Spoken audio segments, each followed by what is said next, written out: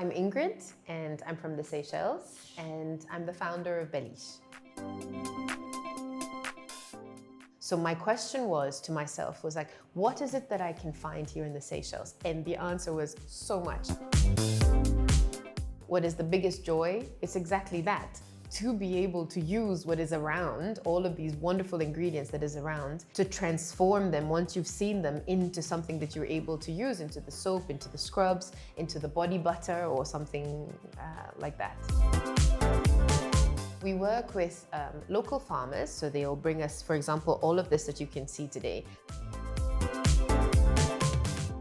So now we've decided to do these workshops so that we can invite people so that they can see how it is, and then they can have a personal experience.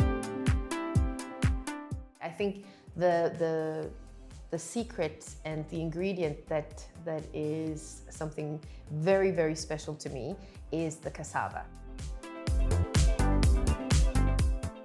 So the number one skincare tip I would say to staying glowing in the tropical humidity is not on skincare.